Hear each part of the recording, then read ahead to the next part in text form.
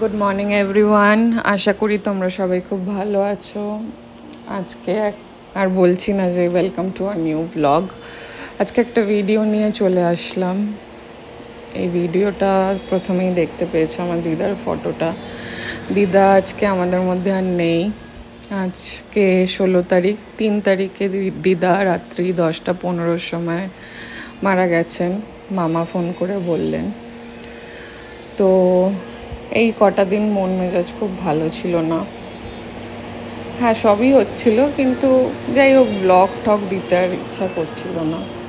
দিদার কাজ টাজ হয়ে যাওয়ার পর ভাবলাম একটা ভিডিও, যেগুলো ছোট ছোট ক্লিপিংস নিয়ে রেখেছি সেগুলো একটা ভিডিও বানাই। এগুলো আমাদের স্মৃতির খাতায় তোলা থাকুক। কখনো আমার ছেলে মেয়ে বড় হলে পরে এগুলো খুলে দেখতে পারবে, তাদের গ্রেট গ্র্যান্ড পেরেন্টসদের দেখতে পারবে। তো এখানে মাকে আমরা দিদার কাজটা করিয়ে দিয়েছিলাম মন্দিরে নিয়ে গিয়ে। মাকে এখানে শুদ্ধি করে ঠাকুরমশাই এটা ভুজিদান করছে, সব কিছু করছে। তারপরে মাকে শুদ্ধ করে মাকে ভেতরের দিকে নিয়ে গেছিলো সব পুজো করতে। সেখানে আমাদের ক্যামেরা অ্যালাউ করেনি। আমি অনেকবার রিকোয়েস্ট করেছিলাম, কিন্তু ক্যামেরাটা অ্যালাউ করেনি। বলল যা করার তুমি এখানেই করো, ভেতরে করা যাবে না। তো পাশ থেকে আমার মেয়ে চিৎকার করছে এখন। তো আমরা এগুলো সব করলাম। ওখানে মা প্রায় ঘন্টাখানেক ওখানে পুজো করেছে।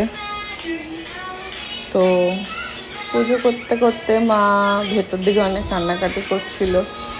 মাকে সামলানো আসলে মুশকিল হয়ে যাচ্ছিল। আর মায়ের প্রবলেমটা হচ্ছে যে মা অনেক বছরের patient, diabetic patient, close two 27 years, plus তার সাথে ব্লাড প্রেশারটাও একটু লো থাকে।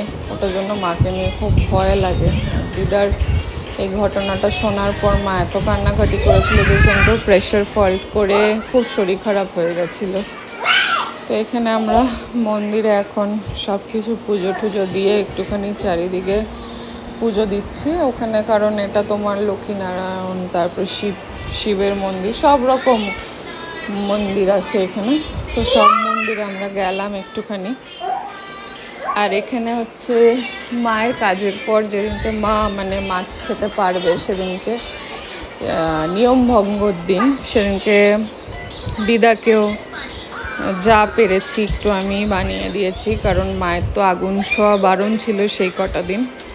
তো আমি যা পেরেছি ছোট্ট করে সেটাই বানিয়ে দিয়েছি। তো please pray for my dida, and may her soul rest in peace. Thank